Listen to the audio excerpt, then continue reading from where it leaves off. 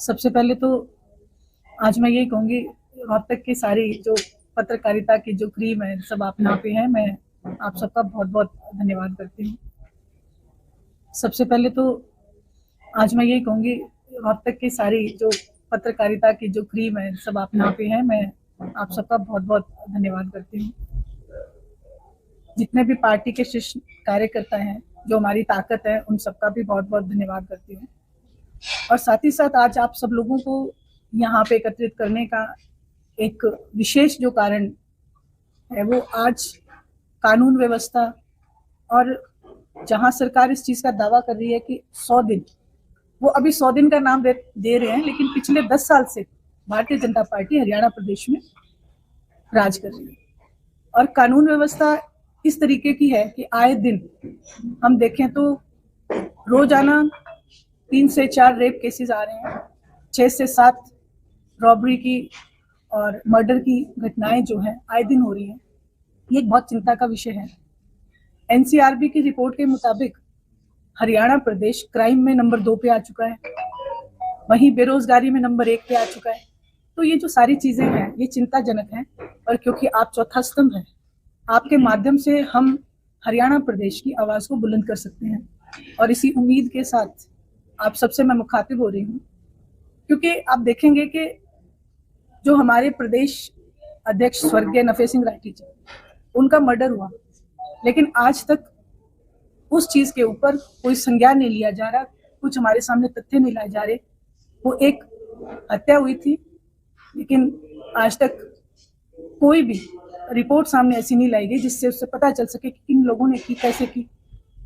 वहीं आप देखेंगे कि शराब घोटाले के ऊपर, धान घोटाले के ऊपर पिछले 10 साल से हम इस चीज का इंतजार कर रहे हैं कि हमें न्याय मिले, जनता को न्याय मिले, लेकिन वो नहीं मिल रहा।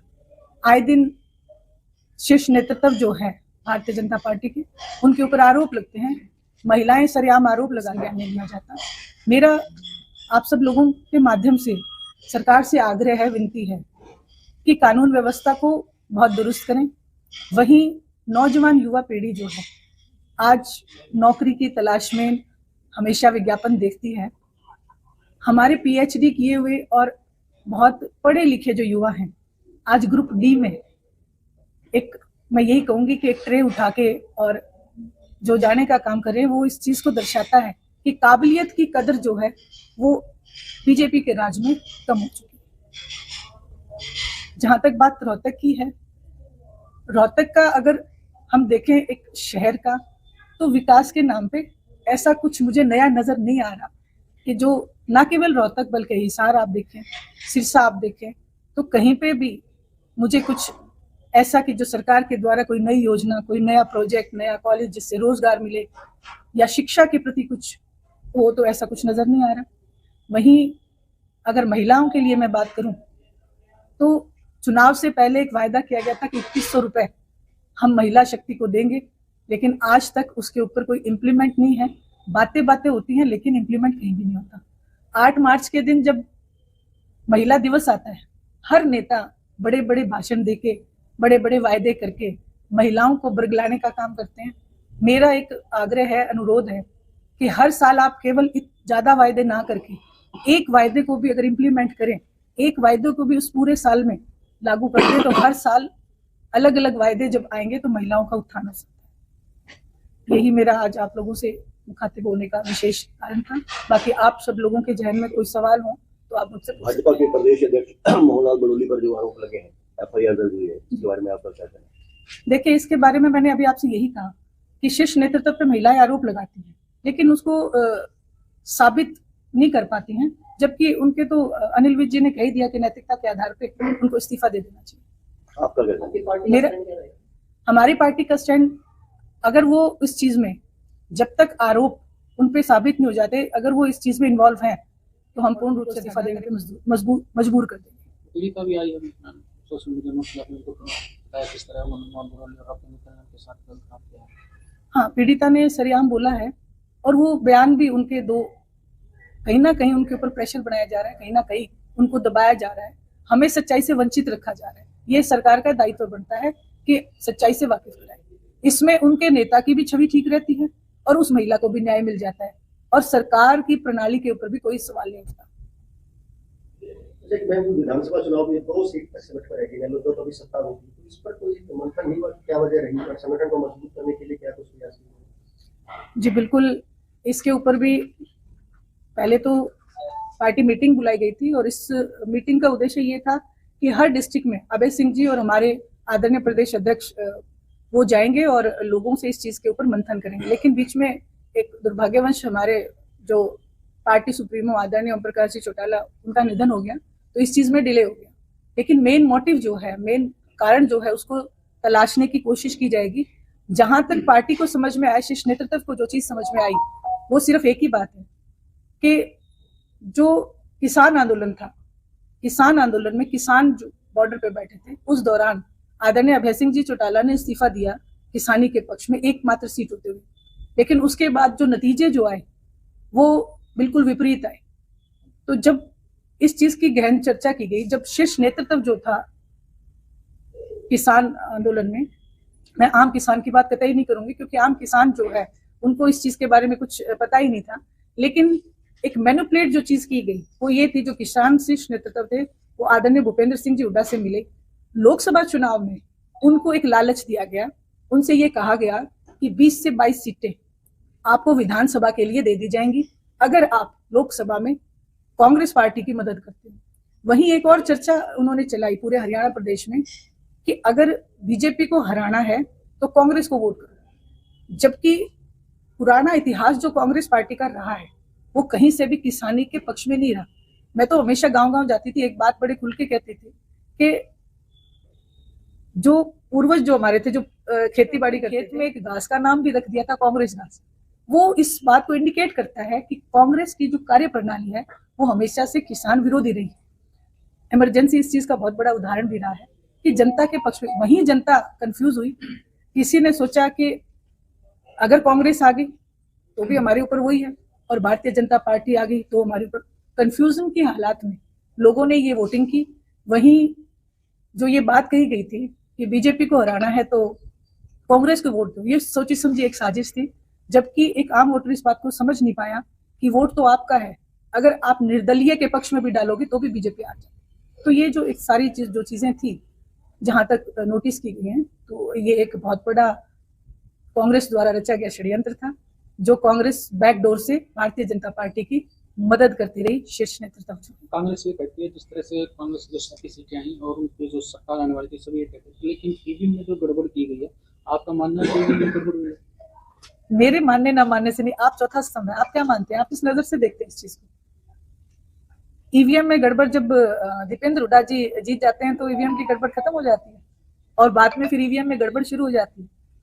वो ये क्यों नहीं कहते कि आप सब लोग हैं मेरे सामने बैठे, आप सब लोगों ने भी एक चीज नोटिस की होगी कि इलेक्शन के दौरान एक लाइन जो है मीडिया में चलने लगी थी कि जल्द ही ईडी पहुंच सकती है भूपेंद्र सिंह हुड्डा के घर। ये आप सबने पढ़ा होगा और मैंने वो 3 दिन लाइन देखी, चौथे दिन वो लाइन गायब हो गई। उसी दिन इस बात का आभास हो गया था, इस बात पे पक्की मोहर लग गई थी कि अब गवर्नमेंट कांग्रेस की नहीं बनी। और इसमें एक चीज बड़े खुल के मैं कहना चाहूंगी कि जब जब ईडी का डर भारतीय जनता पार्टी ने जिस नेता को दिखाया, उस नेता ने बीजेपी ज्वाइन कर ली। कुलदीप बिश्नोई जी इस चीज का उदाहरण है, नवीन जिंदल जी इस चीज का उदाहरण है। लेकिन जब भूपेंद्र सिंह जी हुड्डा ने ज्वाइन नहीं की तो हमने एक ही बात कही, ये तो सारी कांग्रेस को ही वहां पे बेच के आ गई। तो ये एक आम लोग हैं जो इस चीज को समझ चुके हैं कि बैकडोर से जो इलिगेशन इंडियन नेशनल लोकदल पे लगाया जा रहा था कि ये बी टीम है भारतीय जनता पार्टी की, असल में ABC सारी टीम भूपेंद्र सिंह जी हुड्डा निकले। और आज हरियाणा प्रदेश की जनता इस बात को बखूबी समझ। नीति और नियत दोनों एक साथ चलती हैं। जब तक आपके पास नीति नहीं होगी, नियत नहीं होगा, तब तक आप कुछ नहीं कर सकते। क्योंकि किसी भी संगठन, किसी भी सरकार, कोई भी गवर्नमेंट, जब तक उसकी नियत नहीं होगी वो सिर्फ कागजों में इस कार्रवाई को दिखाते रहेंगे। कागजी कार्रवाई में आप देखें डिस्ट्रिक्ट बनाई जा रही है अलग अलग, लेकिन इम्प्लीमेंट क्या हो रहा है? अभी मैंने आपके सामने जिक्र किया कि 21 रुपए महिलाओं के लिए निर्धारित किए, लेकिन इम्प्लीमेंट नहीं किया गया। इंडियन नेशनल लोकदल इस चीज में बड़ी स्पष्टता से इस बात को आपके सामने जो बात कहते हैं उसको करते हैं। आदरणीय चौधरी देवीलाल जी ने जो नीतियां लोगों को बताई वो अपनी नियत से लागू भी करके दी। तो नीति और नियत दोनों एक साथ।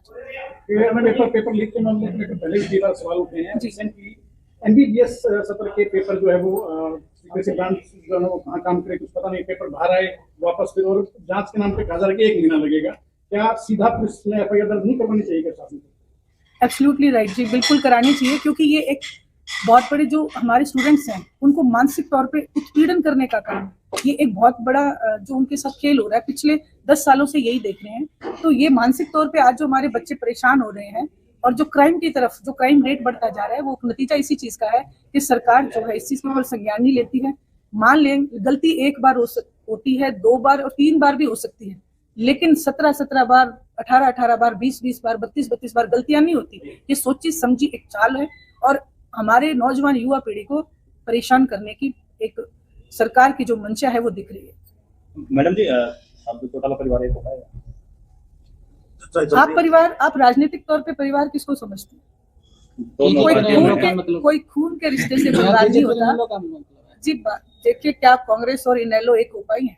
कहीं समझौते हो सकते हैं लेकिन एक नहीं हो पाते। जब राजनीतिक दल बन जाते हैं वो एक होना, जनता जब कहेगी, आवाज उठाएगी और जो नेतृत्व जो है उसकी मंशा होगी वो डिसाइड करता है। भाजपा के प्रदेश अध्यक्ष पर गंभीर आरोप लगे, एक आईपीएस अधिकारी पर आरोप लगे, महिला आयोग ने भी गंभीर सवाल उठाए और उसके बावजूद कोई ठोस कार्रवाई नजर नहीं आती। क्या रीजन देखते हैं इसके पीछे? ऐसा क्यों है? इसके खराब है या कोई मजबूरी हो सकती है? देखिए, आज हर जगह एक बात 10 साल में ये तो साबित हो चुका कि अधिकारियों पे पकड़ नहीं है। और राजा किसको कहते हैं? जो राज्य के ऊपर राज करते हैं, सीएम जो है, अगर संज्ञान लें तो क्या लगता है आपको कि ये काम नहीं हो पाएगा? कोई मुश्किल काम है। जब जनता ने एक राजा के रूप में, प्रदेश के राजा के रूप में सैनी साहब को बिठा दिया, तो सैनी साहब का दायित्व बनता है कि अपने द्वारा जो अधिकारी बिठाए गए हैं या जो भी नेता जो है पार्टी के चुन के आएंगे हैं, तो उनके ऊपर 1 मिनट भी नहीं लगना चाहिए। जनता को संतुष्ट करना उनका पहला एक ध्येय होना चाहिए, ना कि अपने नेताओं को संतुष्ट करना। मुख्यमंत्री की कमजोरी कहेंगे? मैं कमजोरी तो नहीं कह पाऊंगी इस चीज को, क्योंकि जनता ने उन्हें एक मुख्यमंत्री बनाया, लेकिन कहीं ना कहीं उनके ऊपर भी दबाव है, क्योंकि सेंटर में जो भारतीय जनता पार्टी बैठी है और जो हरियाणा प्रदेश में जो नेतृत्व है वो पूर्ण रूप से उनके दबाव में काम करता है। आप सब लोग यहाँ पे बैठे हैं, आप मुझे एक बात बताएं कि अगर कोई आज हरियाणा प्रदेश के लिए कानून बनाया जाता है सेंट्रल गवर्नमेंट की तरफ से, तो क्या हरियाणा के सीएम हरियाणा की आवाज उठा सकते हैं? वो किसी भी रूप में नहीं उठा सकते, क्योंकि उनको शीर्ष नेतृत्व से दबके रहना पड़ता है। आपको मैं एक उदाहरण देना चाहूंगी। एक समय इंदिरा गांधी जी जो थी प्राइम मिनिस्टर थी और हमारे आदरणीय चौधरी देवीलाल जी मुख्यमंत्री थे। तो एक हमारे किसान नेता, उनका जन्मदिन मनाया जाना था और आदरणीय चौधरी देवीलाल जी एक किसान नेता का जन्मदिन मनाने के लिए जब जा रहे थे, तो इंदिरा गांधी जी ने उन्हें कहा कि आप मुख्यमंत्री होते हुए ऐसा नहीं कर सकते। उन्होंने कहा कि मैं मुख्यमंत्री पद छोड़ सकता हूं, लेकिन मैं ये जरूर मनाऊंगा एक किसान का जन्मदिन। लेकिन आज सैनी साहब से अगर कोई इस बात के ऊपर कहे तो वो ये बात कतई नहीं कह सकते, क्योंकि उनको दबाव में काम करना पड़ेगा और वो दबाव में ही काम करते हैं। आपने कैबिनेट का जब विस्तार करना था, जब मंत्री पद देने थे, तब भी उन्हें दिल्ली जाके ऑर्डर लेके आना पड़ा था, उसके बाद उन्होंने विस्तार किया।